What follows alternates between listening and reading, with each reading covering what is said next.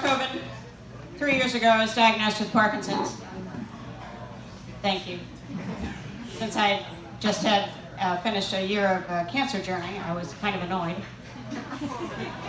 I found funny in the cancer journey. Cancer should come with a secretary. But I was having trouble finding funny in Parkinson's. So I went to YouTube, as you do, typed in funny Parkinson's, got a video prank of someone at a grocery store. If I tried to run items across the scanner at a grocery store, they would stutter. In this video, the customer's eyes got wide as their items rang up, wondering if they were really going to have to pay all those extra times it ran across the scanner. I also found a Vicki Clafkin video about Parkinson's where she listed things you could do better if you had Parkinson's. I thought, well, that's the right attitude. So I came up with my own list, started thinking the tremor in my left hand is a superpower. So what do you think I could do with a superpower like this? I could be a bartender. All right. Specializing in James Bond martinis. Shaken, not stirred, you know the line. Got some James Bond fans. What else could I do with this? I could be a vending machine attendant. When the vending machine steals your money, I would shake the machine to get your candy out. Thank you for that, Vince. I could work in a morgue. Every morning I'd go in and check all the bodies, make sure they're still dead. Let's talk about nightmares. Mom, married, rewrite. I name my stories so they're easier to remember. Mom. So when I was about 8, we moved to a new house. Strange noises. And my family wasn't a snuggling family, but one night I woke up with a nightmare and I went into my parents' bedroom, asked if I could crawl into bed with them. My dad was not amused. My mother said, she made a little place for me right next to her, said, sure, you can be here for about 5 minutes.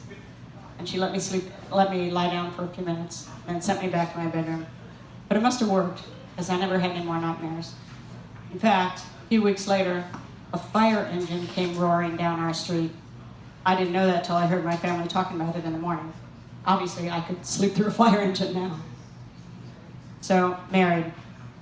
Turns out when you're married, you still have nightmares. But I squeak when I have a nightmare, turns out. So my husband said, I will wake you up when you're having a nightmare. Just call out to me. Like, I can do that? I can know that I'm asleep and that there's a waking world out there and call out for help? Yeah, just call for help when you're having a nightmare. So I started doing that. Sure enough, he said, you still squeak, but I can tell you distress. So he wakes me up, says, it's just a nightmare, go back to sleep. And that works. So now I have a backup plan. So, rewrite.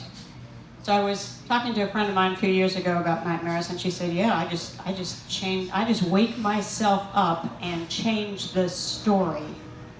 I'd never heard of that strategy before. I said, you can wake yourself up, change the story, and go back to sleep, and it's a new story? She said, oh, yeah, no problem. Well, it turns out it's a thing. Some doctor in New Mexico developed a therapy. It's called imagining therapy, visualizing therapy. And so they teach it in New Mexico, they teach it at the Mayo Clinic, they teach it to people who have PTSD. They taught it, my research showed one young woman who had nightmares about sharks attacking her. So she woke herself up and changed the sharks to dolphins. Now she had sweet dreams about dolphins. I want to change my nightmares to baby pandas. I'll be walking through the woods, bamboo woods, and baby pandas will be surrounding me. I'm Carol Covin. Thank you very much.